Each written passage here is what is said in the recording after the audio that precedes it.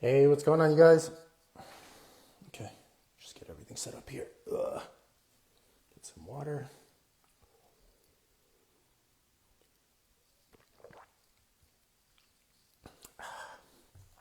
Okay. Actually, still do. I had a little bit of a stuffy and runny nose this morning, and I was thinking of calling out, but then I was like, you know what?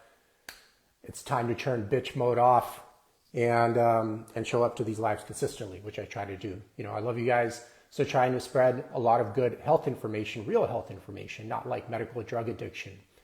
So let's wait a little bit. I'm actually going to open up my laptop too and get set up a little bit. And then we will rock and roll and go from there.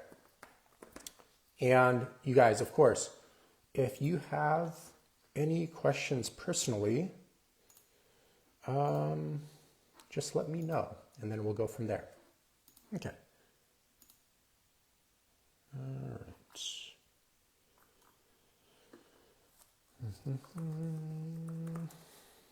Okay, cool. Okay, I saw someone jumped in. I didn't see your name, but welcome. Hope you're having a good weekend. Just get things adjusted here. Boom. Okay, so you guys. So first and foremost, I wanted to say I got my blood work full panel done very recently, and I would recommend that you guys get these full panels done every single year as well, just to keep an objective eye. Scovey, let me know if I pronounced your name correct, but good to see you on here. Just to keep an objective eye on your health. I personally try to do it once a year. Some people suggest doing it like twice a year, like once every 6 months, or like in June, and then again in like December or something like that. I found from personal experience, unless you already have pre-existing medical conditions or you're taking anabolics or you're on some kind of high potency medication, that once a year is more than enough, especially if you're very consistent with your health practices. I used to do it twice a year, but found it kind of just a little bit wasteful and not very informative either. And then you have to, get ready for the blood work, and then also, not eat the day before, schedule it, et cetera, and then they have to poke you with the needle. So it's a little bit inconvenient as well.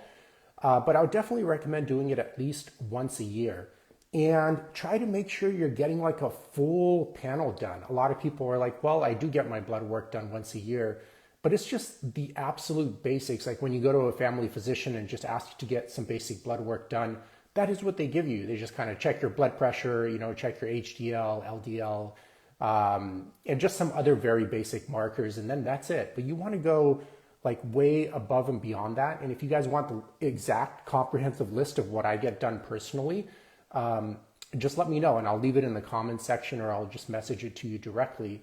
But you want a very comprehensive panel done that includes, not only the basics like blood pressure, resting blood glucose levels, triglycerides, HDL. I would recommend also, if you haven't done it at least once, at least get your body fat done with like a DEXA scan. The DEXA scan is a gold standard. You could use other devices, but I found that to be the most accurate, because the problem with healthcare, and health professionals trying to get people healthy, is a lot of people are in this kind of problem unaware stage. And it's very true with body fat percentages as well. Like the average American right now in the US, American male, is like 28% body fat. 25% and over is like obese, and pretty much 70% of them are in that category. But when you talk to them, they're just completely unaware of how overweight they are. And they may think that they're just like slightly overweight. They never say they're obese, but in fact, pretty much almost every male in the US is obese now. So it's important to kind of have that objective data so they can kind of see it on paper, and thus become more conscious and problem aware, because if they're not, they're not going to see any reason for change. And it's tough to have good role models in the external world these days in the US, because pretty much, like everyone is metabolically sick and overweight, and probably more so than the person that thinks they're not. And they think they're doing very good in comparison to those people. I mean, in comparison to them, yeah, they might be doing good, but just in the grand scheme of things, pretty much everyone's mental and physical health is doing fairly poorly these days in the US. And you guys can check out this data on Google. So easy to find. Go to pubmed.gov. You know, all the data is out there. So it's a huge problem, and it's a huge problem because 90% of people are still in this kind of problem unaware stage. They think, you know, still kind of believe metabolism slows down with age, or their depression is caused because of chemical imbalance theory, of like there's some kind of chemicals missing or in lower amounts in your brain, or their blood pressure is genetic, or their low testosterone is like genetic, or things of that sort. In 2026, you'd be surprised. Pretty much everyone still believes this stuff, although it's been disproven so long ago. Same with triglycerides, low HDL, whatever. You still hear the comment, you know, well, my parents had it. Well, it's true. Your parents had it. And, you know, 80% of what a child learns is from observing their parents, not from what they say. So what happened really is just you adopted the coping mechanisms and behavior patterns to help you survive better in the external world from them. And inevitably, you did the same exact things, roughly, that they did, and thus you developed the same health problems, you know, and stuff of this sort. So get your blood work done, get a full panel done, you know, check your, you know, thyroid, do a full thyroid panel, check your total testosterone, free testosterone, sex hormone binding globulin, and among a myriad of other things, oxidized LDL, et cetera, et cetera. Don't just go like the super, super basic, because it's not very telling. And also keep in mind that you have to remember that you're treating like the person, not a bunch of numbers on a paper, you know? So sometimes, you know, you could have, like, for example, an obese individual, but they get their blood work done and it actually looks okay. Their metabolic health markers look okay. That happens sometimes. But you look at the person, they're obviously like very, very sick, you know? So you have to kind of be intuitive and realize, like, hey, you know, these numbers may be correct, but hey, this person is clearly living life unsustainably and has a lot of maladaptive behaviors and needs a lot of help. So get your blood work done.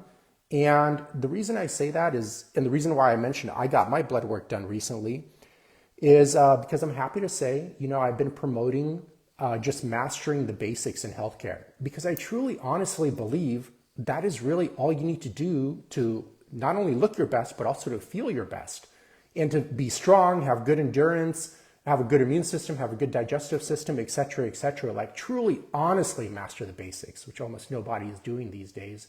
Or again, we wouldn't have 70% of the population being like not just overweight, but obese, and 9 out of 10 Americans being metabolically sick right now, you know? So I'm promoting this because pretty much anyone can do it if they understand it. And it doesn't require you to be on a laundry list of nasty medical drugs your whole entire life, most of which create like more side effects, which have then, you know, require more medical drugs, which create more side effects. That's why you see a lot of people, you know, in their 40s or 50s that kind of manage a lot of their health issues with medical drugs on like 4, 5, 6, 7. I've even had, you know, seen people on like 15 or 20 different medications, and they still look terrible. You know, they still look terrible and they feel terrible. And in fact, just next time you see a person and you see that they're on a bunch of medical drugs, notice that the more medical drugs they're on, the worse they look and the worse they feel. You know what I mean? They totally look like not healthy at all, no vitality, et cetera, et cetera. So it's time to kind of put common sense back in healthcare, you know what I mean? And really help the American audience just understand, like, hey, you know, this isn't normal. And it's time to take a step back and learn how to live like a human being again. And of course, living true to an example, I post testimonials often here, you know, of people getting off of many medical drugs, you know, males in their 30s, 40s, 50s, 60s, very consistently, okay? Just using a lot of these basic health principles. And I use myself as an example too. So I'm like, 41 years old, you know, about 205 to 210 pounds, about 10-ish% body fat most of the year round, total testosterone of like 1,300 nanograms per deciliter, and perfect metabolic health markers. So like blood pressure, triglyceride levels, resting blood glucose, HDL, et cetera, et cetera. And I'm happy to say that just those markers, you know what I mean? Just mastering those markers already puts me in the top 1% in the US out of 350 million individuals. you know? And I did this just by mastering these very, very basic health principles and basically just learning how to live like a human being again, which almost nobody is doing. And it's quite discouraging a lot of times, tough to see, because you know that it's so easy to solve that suffering. You know what I mean? If people just had a little bit better education, but yet like almost nobody is doing it again. But again, the message, guys, is I'm saying all you have to do is just master these basic health principles and you can be in the top 1% without medical drugs, without peptides, without steroids, without expensive supplements, over-the-counter supplements, which I think pretty much 99% of them do absolutely nothing. You can do it. And there's really kind of nothing standing in your way. And I would just recommend just kind of getting out of this mindset of symptom management healthcare, which doesn't work. It never works. And some examples of symptom management healthcare, I see this one extremely common too, and it's people that have good intentions actually, is using diet and exercise to manage the symptom of excess weight or high blood pressure or whatever. Got to go a little bit deeper. You know, there's a lot going wrong in your external environment to lead to you being overweight or having high blood pressure, et cetera, and has nothing to do with your genetics. Maybe 1 out of every 500, 600 people has like familial hypertension, which is unusually high blood pressure no matter what you do. But then how about the other, 599 or 499 people? It's just poor lifestyle and nutritional choices. Same with cancers. The bulk majority, maybe 70 plus, 80 plus % of cancers are simply byproducts of poor lifestyle and nutritional choices, but people still believe it's like genetics or something of that sort. Same with depression, like I mentioned. Chemical imbalance theory of depression is disproving quite conclusively quite a long time ago, but people still believe like, hey, I'm depressed. Not because, I don't have my needs met for prolonged periods of time, not because I'm turning anger inwards, not because I'm not using movement as medicine or because I'm very overweight and have low self-esteem. No, it's none of that stuff. It's definitely a chemical imbalance in my brain that's leading to that. And inevitably, you got to figure out, if it is something in your external environment, then there is something definitely in your belief system that made it acceptable for you to participate in a lot of these behaviors over long periods of time that led to these various metabolic health issues, because this stuff doesn't happen overnight and it's not cheap at all. Being overweight is actually very, very, very expensive.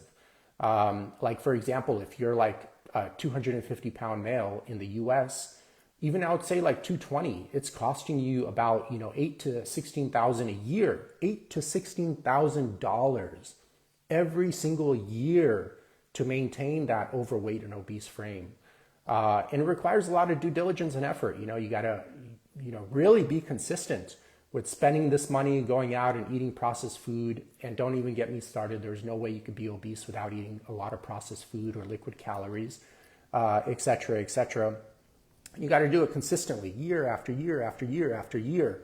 And then 10 years later, all of a sudden you find that you're 50 or 60 pounds overweight and spent, $100,000, $80,000 to $100,000 over that decade building that obese physique.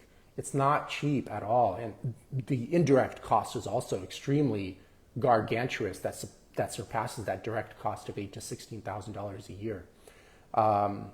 So it's such a huge problem, and I see a lot of people doing this, and they spend so much money maintaining their obese body, and then kind of complain about, $4 eggs, $8 eggs. I'm like, come on, man, time to get out of delusional land and back into a little bit reality. And some other examples of symptom management, obviously, the medical drug use and abuse in the US. Americans are the most medically drugged out humans in all of human history, but remain the sickest humans in all of human history. So clearly, like, something's not working. And then just from personal observation, the more medical drugs I see someone on, the worse they look and feel, so like, what gives? And you guys, this new trend, this is the new get rich quick scheme of the health and fitness industry with all these peptides. Don't fall for it. If all these quick fixes worked, guys, it would all be fixed by now. All you have to do, and what I'm trying to really double down on, is just learn the basics, and then really master the applications of these basic principles. And that's it. And, and I did that, and I'm at the top 1%, with metabolic health and hormonal health and like aesthetics as well in the country, and that's it. And the reason I'm mentioning this is not to brag, it's because the financial ceiling to do this is quite low. Anyone can do it. You don't need expensive drugs. You don't need steroids or peptides. You don't even need a gym. You know what I mean? You just need to, again, just be re-educated on how to actually be healthy. And I know a lot of people think they know what they're doing, but it's abysmally delusional at this point. Because again, 70% of Americans are obese, not overweight, and 9 out of 10 are metabolically sick right now. And the thing is, those two things are like the ABCs of fitness. So if you can't master those and maintain those, then that means there's like serious gaps in your foundational understanding of what being healthy even is. So it goes back again to relearning the basics, which is what I want to cover today, okay? So let me see what I wrote here. I get to look at. And also, you guys, before you take health advice from a lot of people online, just realize like they never met you. They don't know your exact situation, and it includes me as well. So the information they give may not apply to you. And also take note that take a good look at a person that you're following health advice from, and just ask if you want to look like this person. There are some deceiving situations, like the steroided out Instagram influencer. They may look good in the moment, but notice all of these people kind of disappear when they're 35 plus. That's because their drug abuse, what great role models they are for our kids, right? And a lot of them have kids too.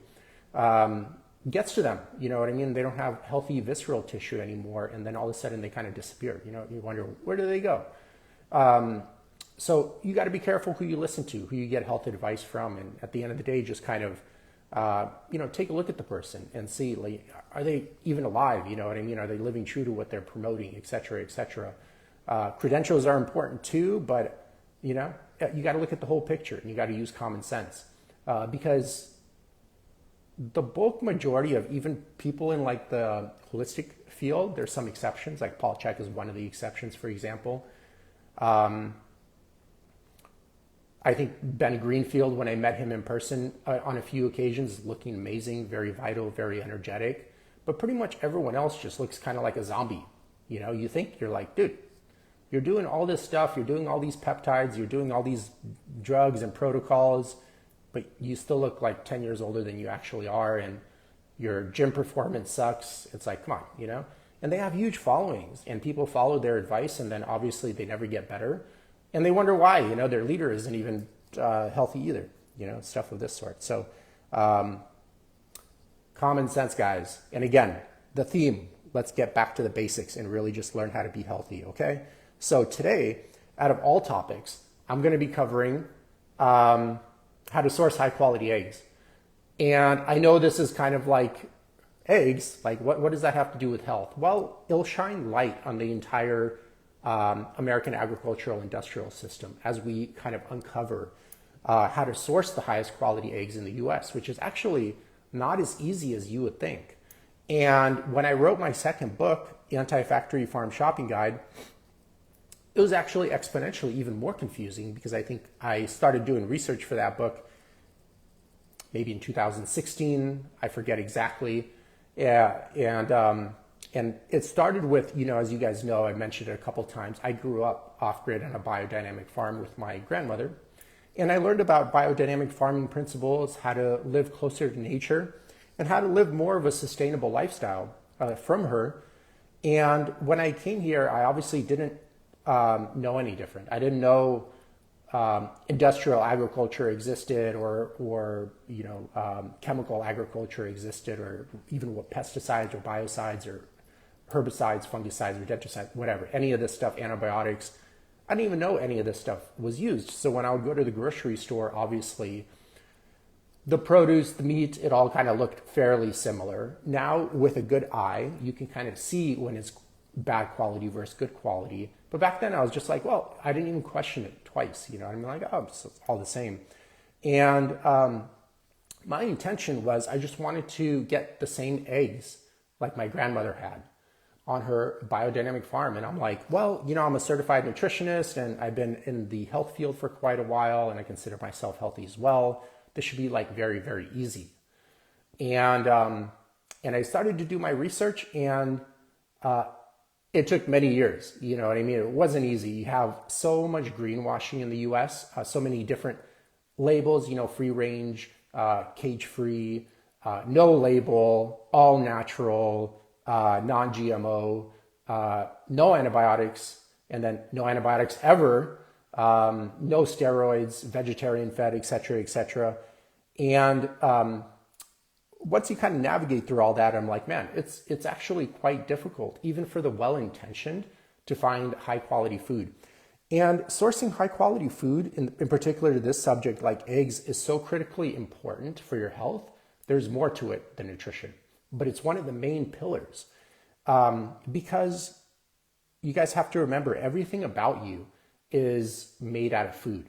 Your body and your mind, which your consciousness kind of uses to experience the external world, is made out of food. So if you're sourcing, you know, sick animals and sick plants grown with a gargantuous amount of like antibiotics or various biocides or beta agonists or whatever, there's so many thousands of chemicals used in American agriculture. You can't expect to be healthy yourself. I mean, it's just like A and B, you know what I mean? And I know with nutrition, like I mentioned before, everyone and their grandmother thinks they know what they're talking about, but it's totally not the case. And, you know, if you're struggling with a lot of health issues or metabolic health issues, or you've been overweight chronically for a long time, it's sometimes good to, you know, be humble and say like, hey, maybe I don't know what the hell I'm talking about. It is fine.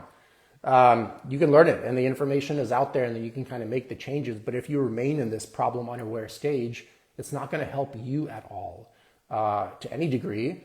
And obviously, as you get older, if you continue these kind of patterns, they'll compound and your health issues will magnify and stuff of this sort. So, okay, so let's rock and roll. So let's say we want to buy high quality eggs.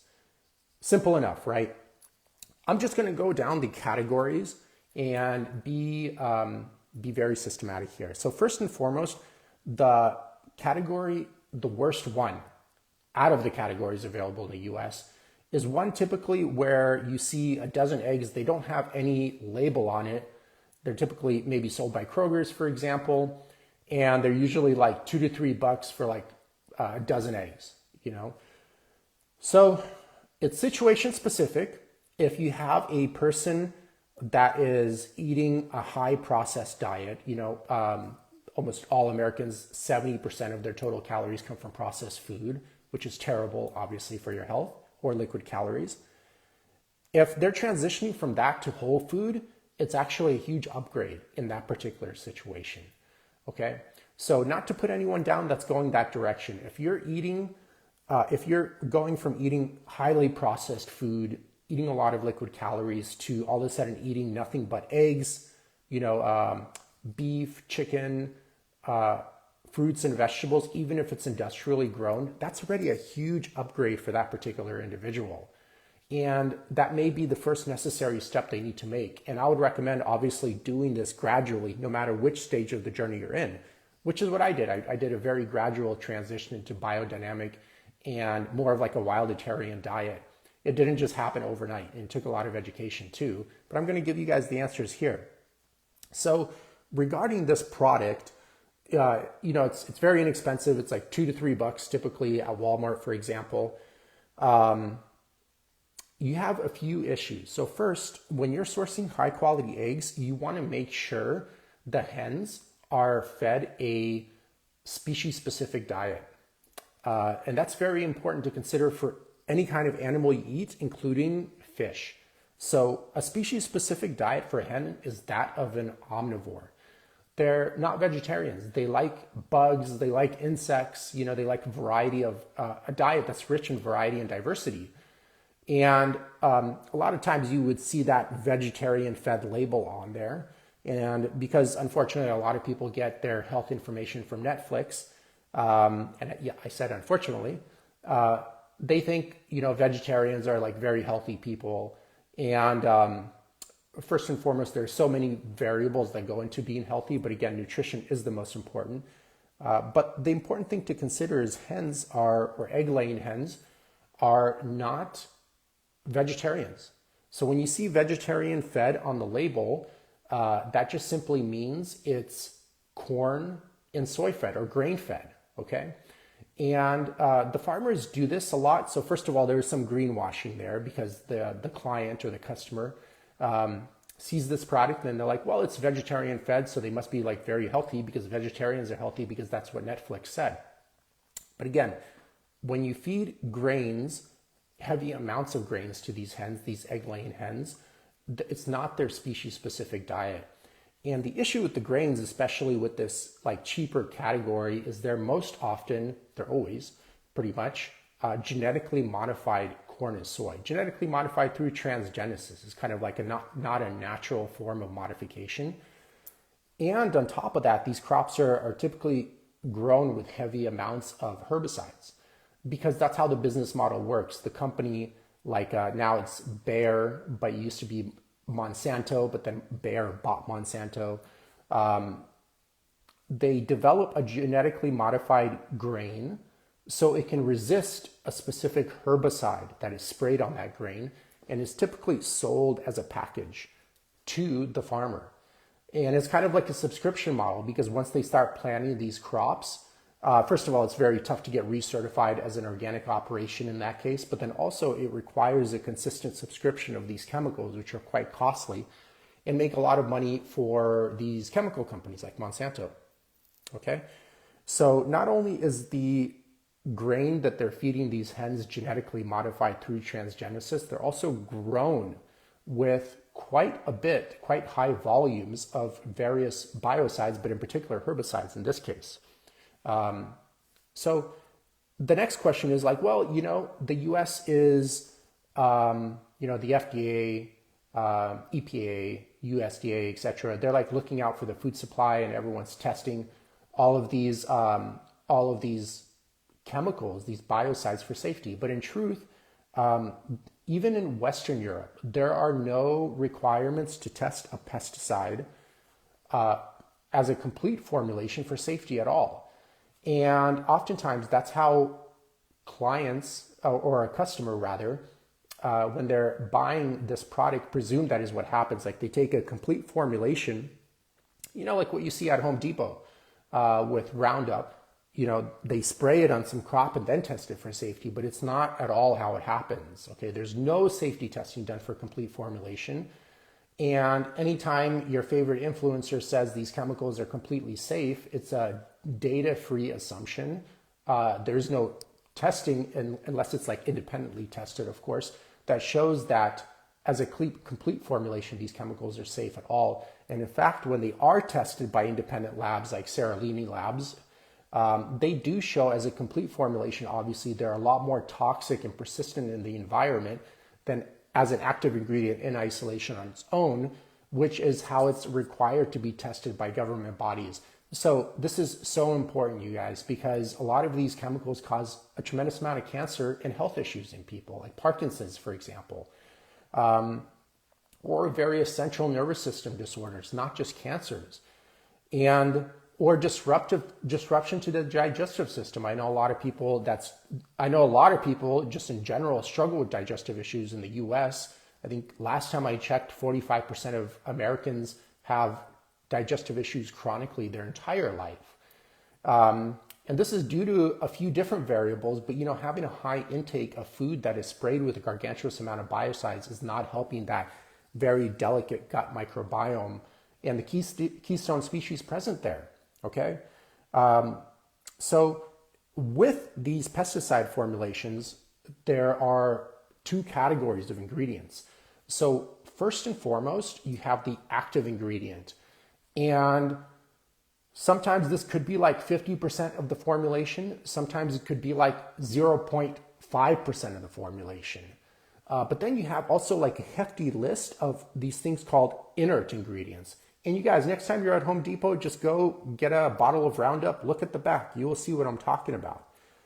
And what the government agencies require these chemical companies to do is just test the active ingredient in isolation on its own. It's not the complete formulation.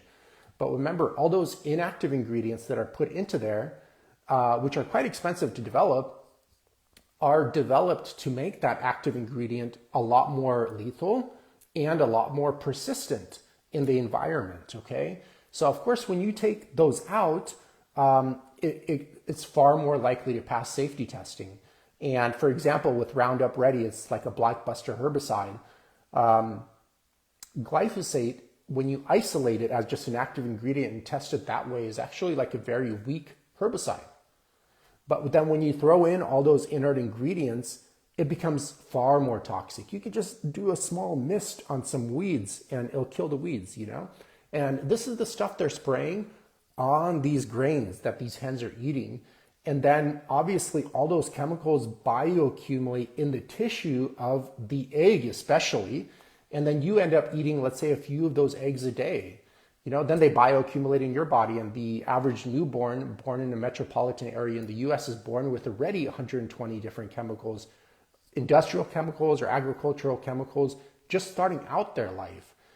And that's very troubling for various reasons, for metabolic health reasons, increasing various chances of cancers, but also for aesthetic reasons as well, because as your body accumulates a high toxic load, it tends to try to take all of these toxins away from your visceral tissue like your organ tissue, because your body can survive without like your right arm, but your body can't survive without your liver, for example. So when the toxic load becomes quite high, it starts creating more fat storage, and it stores these toxins in the periphery of your body, in the subcutaneous fat, basically, okay? That's why sometimes when people start losing weight, there are a couple of reasons for this, but when people start losing weight, they tend to quite feel like nauseous or maybe less healthy than when they were overweight, initially, at least for the first many weeks, because the body is metabolizing this fat, which has all of these toxins stored into there, and it's going back into the bloodstream of the individual, and thus creating various symptoms, you know, like such as headaches or whatever, nauseous feeling and stuff of that sort. So keep in mind too that a lot of these chemicals are like non-monotonic. So you hear a lot of influencers say, well, the dose is so small, you know. A lot of these chemicals, from my studies, at least 230 of these chemicals that are used in US agriculture today are non-monotonic, have non-monotonic dose response. So basically, the lower the dose, the more lethal it becomes, you know. So keep that in mind, the monotonic dose response that these influencers, some of them are doctors too, which is quite sad to see, was created a long time ago by, I forgot the guy's name, but he's a very kind of eccentric physician slash, he used to be a soldier too in the Prussian army. And I know he kind of died in Salzburg. I forgot his name off the top of my head, but very interesting guy if you want to see. He created the modern day model of toxicology, meaning he coined the phrase, dose makes the poison. You guys probably heard this as well. And this may be true, may have been true like, 500 years ago. I think it was from the 1800s or whatever. But things have changed obviously in 500, 600, 700 years. But that model, you'll be surprised, still remains as the primary model of toxicology. But the problem is a lot of these new chemicals are non-monotonic, have a non-monotonic dose response. And they most always also disrupt your hormonal balance as well, in the sense that they create like too much free-floating estrogen in your body. I wish it was testosterone, you guys, that would be super cool, but it's the opposite. It creates a lot of free-floating estrogen and possibly causes a lot of aromatization as well. So when your body starts converting testosterone into more estrogen, and then you become estrogen dominant, and then obviously you start developing more like female-like features, like lower chest development, lower chest like body fat development, like fatter hips, inner thighs, butt, etc., etc. So stuff of this sort. So it has like a gargantuous negative impact on your health, not only on your digestive system, but also on your hormonal system, and just on the soil food web in general, because the problem is as they spray these crops heavily with a lot of these chemicals, it disrupts that delicate soil food web. A lot of people look at, dirt or the ground and they think it's dead, but it's actually very, very alive.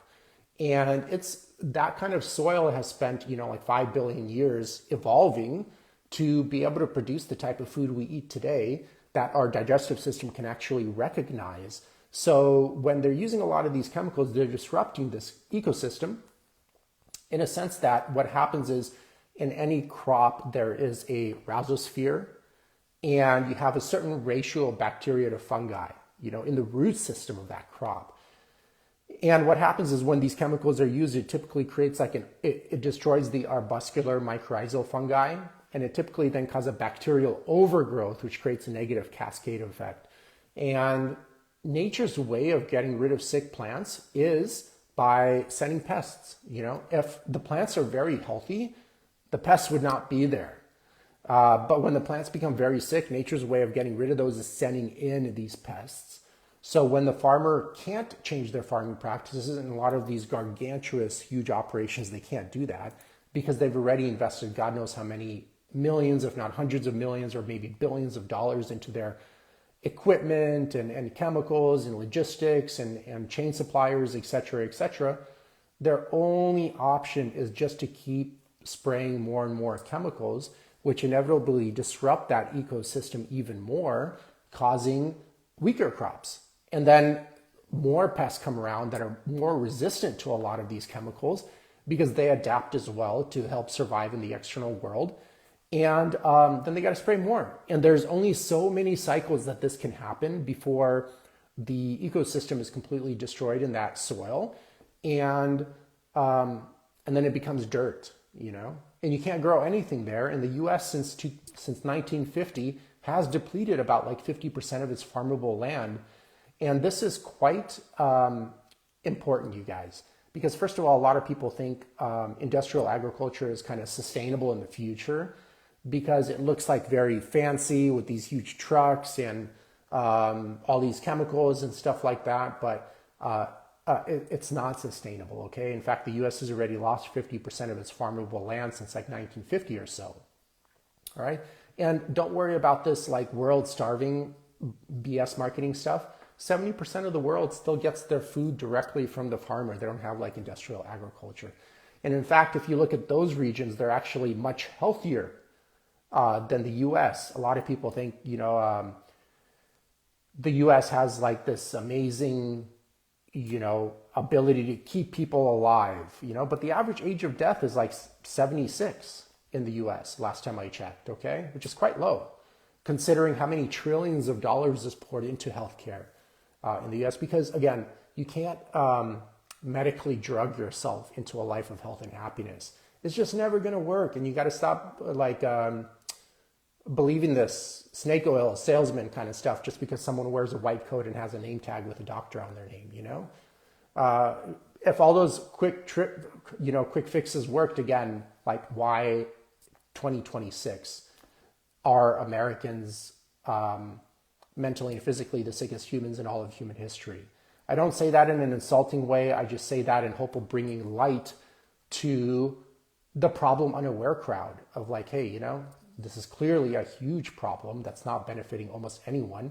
In fact, it's costing the US taxpayer, last time I checked, around $300 to $350 billion to help sick people with their health problems every single year. And 85% of personal bankruptcies in the US are due to health issues. 85%, so that's pretty much the bulk majority of personal bankruptcies. And then when you consider that, 9 out of 10 Americans right now are metabolically sick, and 85% of bankruptcy filings are due to health issues, it doesn't look very promising for the US economy. And the thing is, this stuff is so easy to fix. To be metabolically healthy, to have good blood pressure, triglycerides, resting blood glucose levels, HDL, etc., body fat range. It's abysmally the ABCs of health and fitness. It's the absolute basics. When you've mastered those and gotten in the range in those categories, that means you're kind of just in neutral. And now you can start, if you want, building like a superior physique with great strength or whatever your goal is, or climbing mountains. But that stuff is the absolute basics. So when people struggle with those categories, it usually tells me, again, there's like a rupture and a complete poor foundation in their health education principles. So, but going back to the eggs here, you guys, just touching base on, again, giving you a broader picture of how American agriculture works. If you see those eggs, in Walmart, no label, it's like $2-3 for like a dozen eggs. That's like the stereotypical super industrial eggs. So they're going to have high amounts of antibiotics that they drip in the water. These hens are going to be eating a non-species specific diet of heavily filled with genetically modified corn and soy, which is going to shoot the omega-6 way up in relation to omega-3. And from a dietary perspective, it's important for your diet to have a really good balance of those two. Once you kind of get out of balance, and most Americans are like, for every one omega-3, they probably have like 20 omega-6s in their diet. So it creates a chronic inflammatory response from dietary choices. And if you look up inflammation theory of disease, you'll see that all disease, all health problems, its original foundation is just chronic inflammation. Okay, and that's what kind of then sprouts various other health issues throughout a person's life.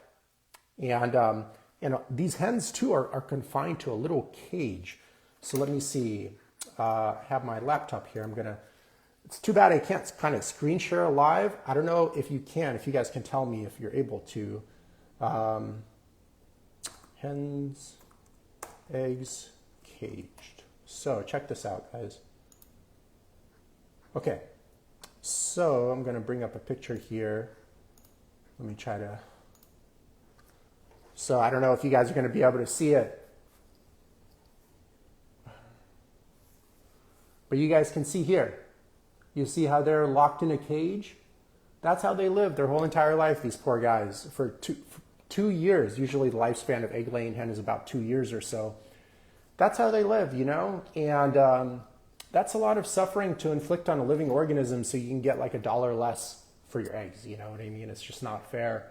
And the other issue in terms of how it applies to your health is when you have a lot of this confinement, inevitably the animal is very stressed, obviously. I think there's like, this is like a shoebox. And again, they have, look how many of those hens they have in like a single shoebox, shoulder to shoulder. And they're like that like 24/7 for 2 years straight. Okay. So they get very, very stressed. And when an animal is very stressed, so first of all, a lot of things happen. First, you have to give them a lot of vaccines, a lot of antibiotics. There's a lot of bacteria when you have that kind of level of confinement. So the animal is highly inflamed chronically all the time. And this chronic stress causes the liver of the animal to produce too much serum amyloid A proteins. And what happens, this is okay when it's done in moderation, but what happens when it's done in excess is once you have too much serum amyloid A proteins, they break off into amyloid A proteins. And unlike the serum amyloid A's, SAAs, that are able to be metabolized by the tissue, the amyloid A proteins are not able to be metabolized, so they develop as plaque, most oftentimes just around the organ tissue and the meat tissue of the animal. The bulk majority will be around the organs and to some residual effect around the meat as well. So this doesn't really necessarily relate to eggs here, but you guys have to remember that a lot of these chickens then, once their lifespan or career as an egg-laying hen has expired, they're usually turned into like either dog food or because the hens are so beat up, it's very hard to sell them at the supermarket because they look so diseased. The companies just process them and turn them into soups. So a lot of the canned soups you see are made out of basically these kind of depleted hens. So you get exposure to those AA amyloids, which then develop as AA amyloid plaque around your tissue, which could lead to various other health issues. Last time I checked, when I researched AA amyloids in farming practices, there weren't any human trials, but there were plenty of trials on animals or mice being fed products with AA amyloids. And then you see like the mice that eat products that have AA amyloids also develop this plaque around their organ tissue as well. So if that happens in mice, it's most likely happening in humans as well. And again, your body cannot metabolize this plaque. It can't break it down. So it builds up around your organ tissue, on and on and on, especially if you're eating high volumes of this type of food. So that's something to consider when you're buying those dozen eggs, those kind of cheaper eggs at like Walmart and those kind of stores. So the next category that you'll see is, looking at my notes here, the next category you'll see is cage-free. That's very common as well. And I'm going to pull up a picture here. So this is a little bit of greenwashing too, just so you know what you're getting. Cage-free is basically like that picture I just showed you, but instead of in one little shoebox, they're like constantly all the time in like a warehouse. And it's usually packed. One cool thing you guys can check, I'm sure it's still online, it's been a little while, is look up cage-free Costco eggs or something like that, undercover reporting. And dude, it's like straight out of a horror movie, I'm telling you. And people like eat this stuff. And remember, you can't be everything about you. All 12 of your human systems, your brain is made out of food. So if you're eating sick animals and sick plants, you can't expect to be healthy yourself. You know, it's just like super common sense.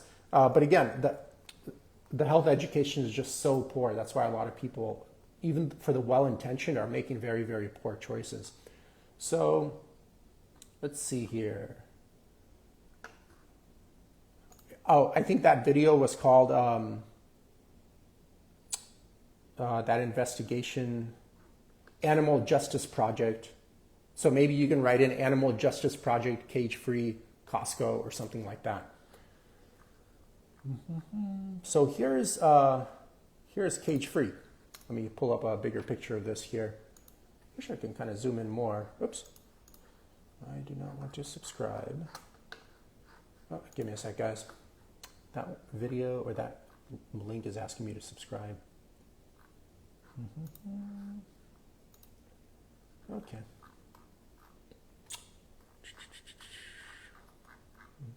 Okay. Let me zoom in a little bit.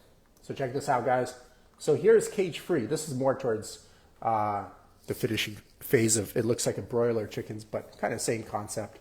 So right there, guys, you see that? That's cage-free. Look at that, man. That looks like a rave or something. But raves are cool and only last a short period of time. These hens, they live like that their whole entire life.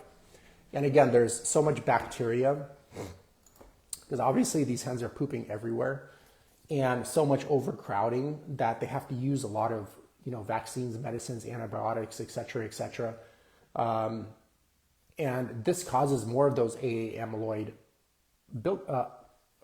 causes the liver to produce more of those AA amyloids and thus develop as plaque. And again, with cage-free, it's just your normal industrial operation. So the farmer, in this case, the animal is confined, so they can't go roam to get their food, to find like bugs, insects, which is what they prefer.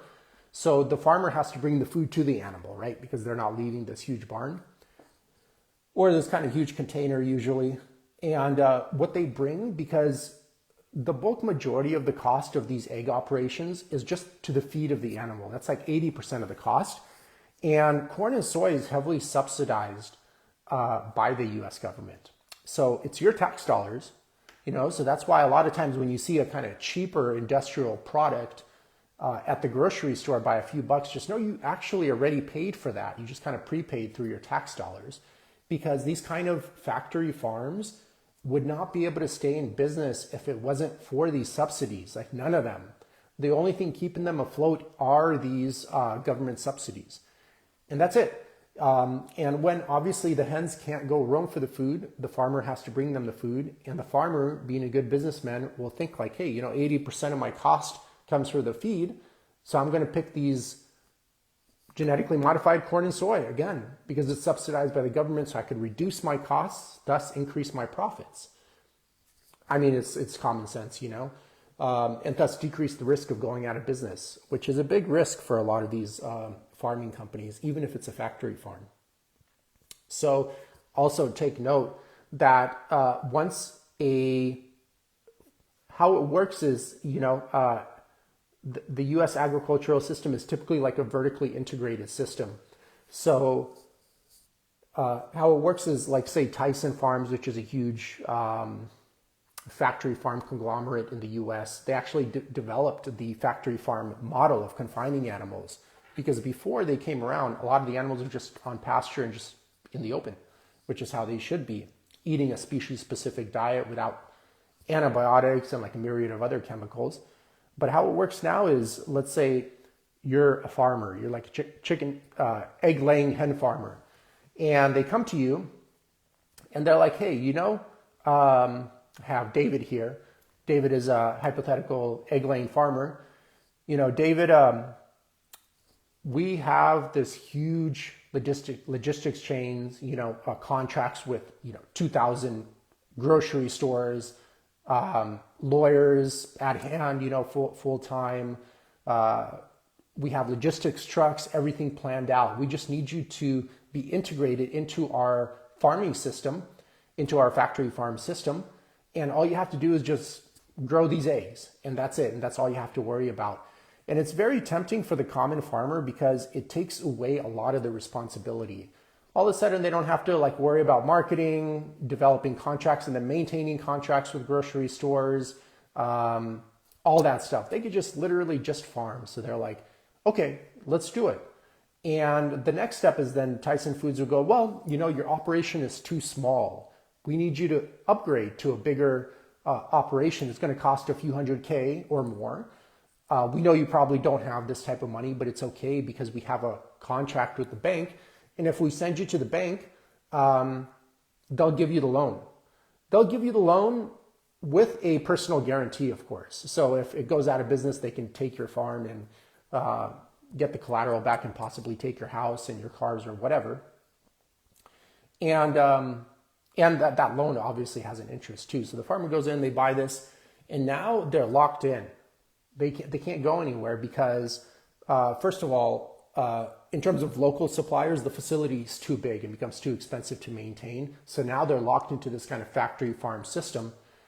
And if they go out of business, that's okay. And they can't pay it back, for example, that's okay too, because actually this loan is guaranteed by the bank to be repaid by the taxpayer if the farmer that went out of business cannot pay for it, you know?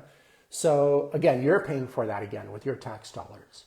And then what happens is then Tyson Foods would go in there, take over this smaller operation, kind of blend it, integrate it into their larger operation, and now they consolidate it even more. And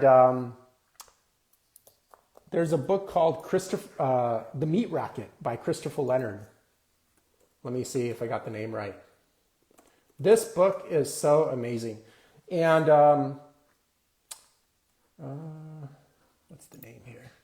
Give me a sec, guys. This book is actually one of my, Christopher Leonard. Yep, The Meat Racket, Christopher Leonard, The Secret Takeover of Americans' Food Business. Agriculture, you guys, is just kind of like a background theme in this book. If you're into thrillers, this is for you. It talks about how John and Don Tyson created the factory farm model and then put most of America's farmers out of business. And the kind of like trickery and manipulation they used. Very interesting read if you're into like politics, like thrillers, kind of investigative type work. So highly recommended. And that's how it works, you know. So cage-free, I would say, is pretty much at the same exact level as that initial like super factory farmed option we talked about at Walmart, okay? So that's that. Even if it says all natural, you guys, is kind of like a useless phrase. That doesn't mean literally like anything. If you see that, just don't even pay any attention to it because it means like literally anything. And if you see vegetarian fed too, be reminded that hens, on poultry products that is, be reminded that hens are, egg-laying hens are not vegetarians, they're omnivores. So when you see vegetarian fed, that indicates that they are confined, because if they're out in the pasture 24/7, they'll be eating bugs and insects and all that stuff because that's their primary choice, because that's their species specific diet. And they wouldn't be vegetarians then, right? So you can kind of see how they're kind of greenwashing and tricking a little bit here. So I personally would stay away from the cage-free option as well. And then the next category is the free range. There's a lot of confusion here too. Free range is pretty much like cage-free, that huge confined operation. So in free range, let me try to pull up a picture. I'll pull up that kind of same picture here because it's kind of very equivalent. So free range is basically, you guys, like this. You see that? That's free range. But on top of that, they have a small little concrete patio where they can kind of roam outside if they wish, a certain amount of times. So a lot of times they don't even go roam outside. And that's it. That's really the difference between cage-free. Cage-free is just in a barn. They don't have that little concrete patio. Free range is they have that little concrete patio. But regardless, it doesn't matter because the animal is confined. And when the animal is confined, they can't really eat a species-specific diet because of the gargantuous number of hens there. They'll just consume all the insects and bugs quite quickly. So again, the farmer has to then supplement heavily with corn and soy. If it's not organic, certified organic, it's definitely going to be genetically modified corn and soy. Or if it's not certified non-GMO, it's going to be genetically modified corn and soy. And we run into all those very same and similar problems we mentioned before about getting exposure to the myriad of synthetic biocides bioaccumulating in the egg of the egg-laying hen, and then you consuming that and that accumulating in your tissue. And we also mentioned, that these pesticides or biocides are not tested for safety as a complete formulation in the US or Western Europe. Either or, So keep that in mind. A lot of these chemicals too are meant to be soaked up by the root of the plant. So it gets embedded as the crop. So you're not able, for example, even if you're buying non-organic produce, you're not able to wash this stuff off. A lot of people say like, just wash it off and it'll be fine. But most of the chemical residue is actually in the tissue of the crop itself, okay? So with the free range, you're running into all the same problems as like basically the cage-free, and then the free range is fairly similar. You get a small little patio. Now, there are some super rare exceptions to this with free range. There's some legit free range operations that have, they do have a barn, but then they have a huge acreage where the hens do go roam outside and they go in the barn during the nighttime, et cetera, et cetera. But this is like so far in between, you could presume it's not the case if you're buying it at the grocery store level. Another thing to consider, let me take a look at my notes. I kind of forgot what I was going to mention here. First and foremost, you guys, I don't want this to be a monologue. Do you have any questions at all? I can help answer them to you. Feel free to ask. But free range, remember you have organic and then also just free range that's not organic, and free range that's non-GMO certified. So these are like three categories. So if it's free range and organic, it's still pretty much a confined operation, but they're just feeding these hens organic corn and soy, okay? And if it's free range and non-GMO certified, so they have that like non-GMO label, then again, it's just a confined operation where they're feeding these hens just non-genetically modified corn and soy. But they're still grown with biocides. So you still get that accumulation of synthetic biocides in the egg of the hen that you end up eating, okay? So keep that in mind. Non-GMO doesn't mean organic, but organic does mean non-GMO and organic, a little confusing. Let me know if that's clear for you guys, okay?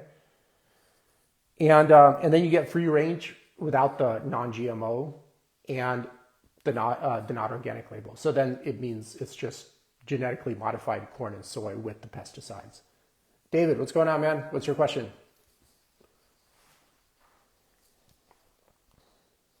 Get a quick drink while he's taking it out.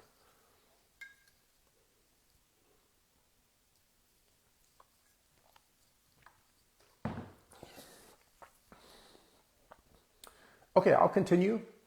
But when I see your question pop up, David, I will answer it.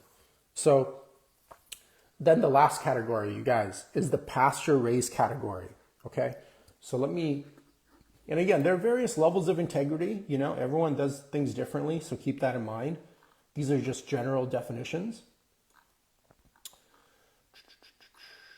Let's see.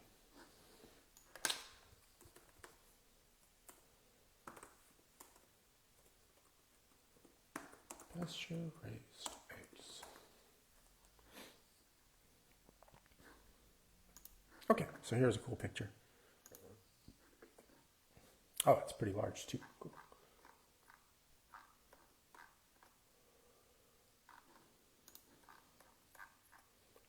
Actually, let me go to okay,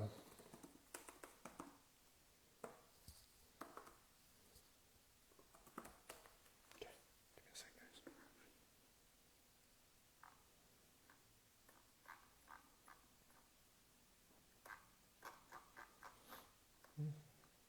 Okay, cool. Oh, they had a quick video. I wonder if I can kind of stop it though.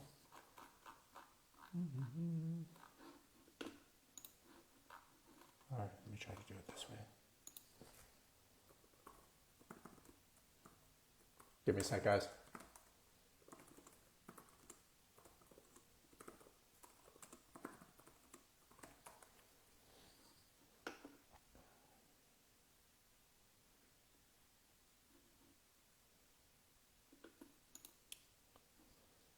Nice.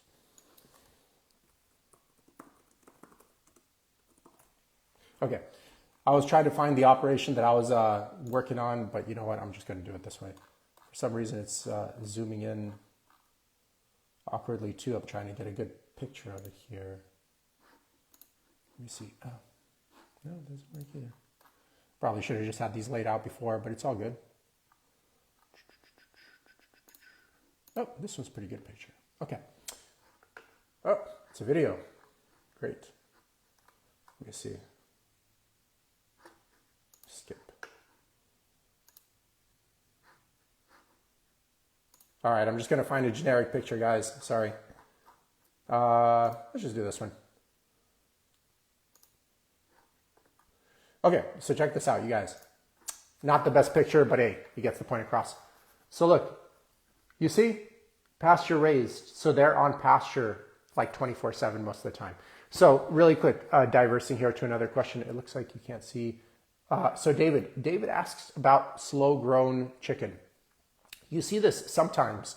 And really what this means is it mostly applies to like what's referred to as meat chickens. So the ones that are for meat, not for eggs. And slow-grown means it's usually spends maybe like 3 to 4 more weeks being grown to full maturity. Because from start to finish, it's just like a few weeks to get a chicken to market weight. A lot of people think they're like in this barn for like forever, but it's really just a few weeks. So slow grown means they just add a few more weeks on top of that. That's it. That's what it means. And sometimes you guys see like air chilled on chicken products. So typically how they cool the meat down is after the chicken has been processed, like killed, they kind of run it through a conveyor belt that goes through a chlorinated pool. And if you've been to any of these operations, you know, the amount of pus and, you know, different body parts of the chickens and stuff like that, it kind of is a little bit gross, you know? So and you see a lot of this liquid in the package too, you know, sometimes. And the opposite is the air chilled. And after it's been processed, it kind of goes through a conveyor belt where it gets like very cold air sprayed on it. And it's a little bit more of a sedentary practice for anyone that's interested in that. So anyways, with pasture raised, you guys, it's a little bit more common these days to see those. When I was doing research for my second book way back in like 2016, it was not common at all at the grocery store. So pasture raised, there are various levels of integrity as well. So keep that in mind. So you still want to keep in mind that, hey, I want these egg-laying hens to be fed a species-specific diet, okay?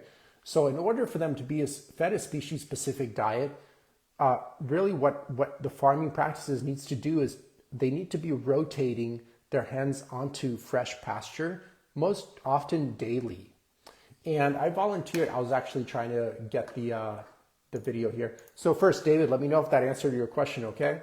So I volunteered to learn about all of this stuff at a regenerative operation in Ramona when I was living in California still, Southern California. Let me see. And what you want is then to ask, there we go.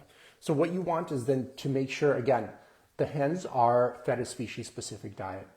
So that means a few things have to be in place. So first, they need to be rotating them onto fresh pasture pretty much daily so that they have more of an abundance and exposure to various insects and bugs, which is going to help balance out the omega-3 to omega-6 ratio in the content of the egg.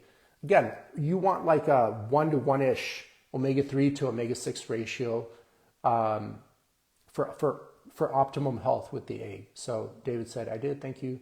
I saw the label for the first time yesterday looking for chicken breasts. Yeah, so that's what it means. So if they're rotated onto fresh pasture, they have more exposure to a lot more bugs versus being stuck in the same place, which means then you have to feed them a lot more grain or supplementary feed. On top of that, the density of hens needs to be lower. So with Happy Dash hens, I forgot exactly because it's been a few years. So if they listen to this, I'm sorry, I forgot these numbers a little bit wrong, but the average space per hen is about 240 square feet per hen, okay? Which is gargantuous considering free range, it's like 1 square foot. And then the cage free, it's like 3 of them in a shoe box. Well, not cage free, but the caged operation, you know? So again, less crowding means less stress, means healthier eggs. Also means more exposure to the elements because each hen has more opportunity to eat various bugs and insects. And thus the nutritional profile of the egg is going to be a much better omega-3 to omega-6 ratio. And another thing then you'd want to look for is possibly are they corn and soy free operation. That's going to be great if you see that. So I'm going to show you their label box right here. Hopefully I can zoom in. I can't. Great. Let's see. Oh, perfect. All right, let's check this out, guys. I'm going to try my best here, okay? So you can see here, this is Happy Dash Hens, where I volunteered to learn about regenerative practices. So you can see they're soy and corn free, okay? They're outdoors 24/7. They have a cool QR code now, which they didn't have before. So you can probably scan that and get videos of their operation. So it's a transparent operation as well. That's critically important because if you ask to check out the farm and they're like, no, we don't want to show you, then that's kind of like a little bit of a red flag, you know? So typically from my experience, when I was doing research for all this, I worked at a bunch of, 5-bar beef with Frank Fitzpatrick to learn about cattle operations, Happy Dash hens, et cetera, and the legit operations are always open to show you, you know what I mean? And typically always have tours. Even this place has tours. So they're Real Organic Project certified as well. They're USDA Organic Project certified and they're non-GMO Project certified. So USDA Organic kind of at the end of the day means non-GMO, but it's good to see if you're really OCD about avoiding GMO products. It's good to see both of those labels on the same, both of those certifications on the same label. It means they're just getting audited a bit more often. So the food is going to be a higher chance of being much cleaner, okay? So that's like the gold standard for pasture-raised operations. You can get a pasture-raised operation where the hens are outside 24/7, but because of high density, like they have too many hens, they could still be not fed a species-specific diet. Like the farmer would have to supplement heavily And if they're not like a soy and corn free operation, heavily with corn and soy free, heavily with corn and soy. So it's going to shoot the omega-6 way up in relation. So we're still kind of running into those non-species specific diet parameters. I just showed them right there. Lisa Petrovich. This is the operation I worked at in Ramona, or I volunteered at rather, in Ramona to learn about regenerative practices. Family owned, very small family. I think they have like 3 kids by now. Back then they had like 1 kid, I think. I forget exactly. And if you want to support someone that does something like super honestly, this is it. You know, these are the companies, you guys. But if you keep giving your money to unsustainable practices that are growing sick animals and plants, and then you're eating those sick animals and plants, and then you're becoming sick yourself, you know, you got to ask yourself, like, why you keep doing that. So that's it. So remember, pasture-raised operation, also, you can get a pasture-raised operation. They're outside 24/7, but because of the high stocking density, they're not fed a species-specific diet. So you'd still run into that omega-3 to omega-6 issue. Plus, if they're sourcing like, typically with pasture-raised operation, they at least source non-GMO feed. So they're non-GMO certified. But those non-GMO grains are still grown with biocides, then that's going to accumulate in the tissue of the egg that you will end up eating. So something to consider as well. So there's a bit of nuance there, but I at least gave you can check out their website, happy-hens.com. And that way you have like a really good resource for at least what is the gold standard. And then you can kind of adjust according to your needs personally from there, okay? And that's all that I kind of wanted to cover today, you guys. So just as a refresher, you know, you got the caged, you know, those super cheap, like $2 to $3 for a dozen at Walmart. I would personally stay away from those. You got the cage free. I would stay away from those as well personally. Free range, it's a good fallback plan if you have nothing else available, but I would try to stay away from those. I would go more towards the pasture raised, and then there are various levels of integrity there. I'll go with more credible companies like Happy-Hens. I volunteered there personally, okay?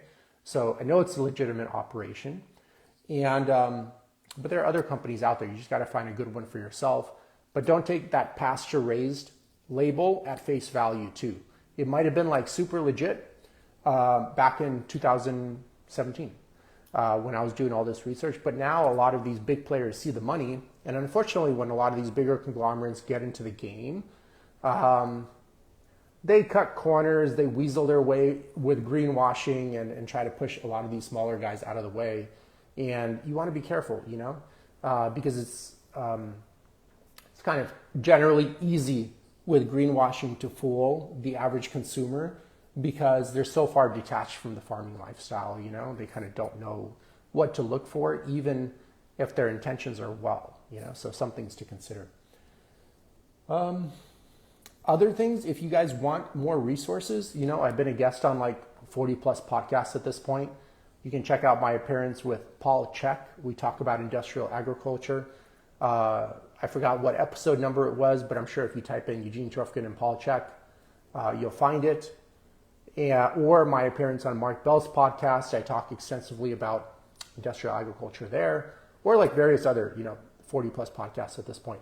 Literally give away the information for free, you guys. You can buy my book if you want. It's on Amazon, The Anti-Factory Farm Shopping Guide.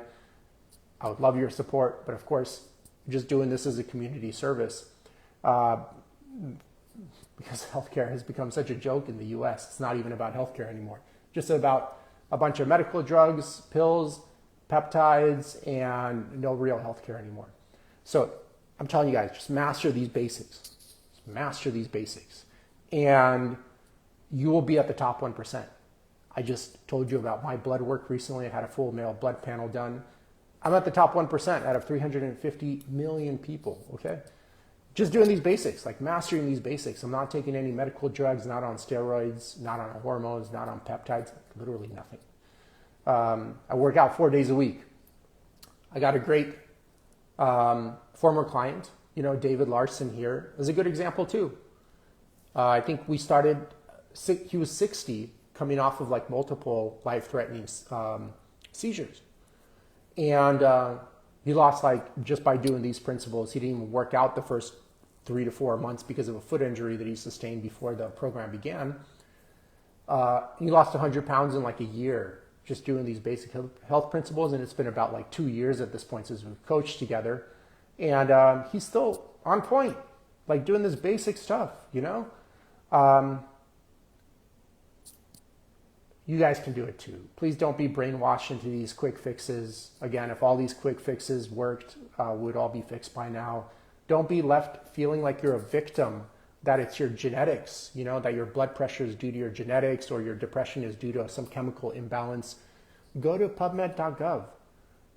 This is where all of the studies that your doctor gets to make a decision about what to do. And you will see that there's literally zero research to conclusively show that your blood pressure, that your depression, triglycerides, resting blood glucose levels, body fat percentage, low testosterone, any of that stuff is due to your genetics solely, okay?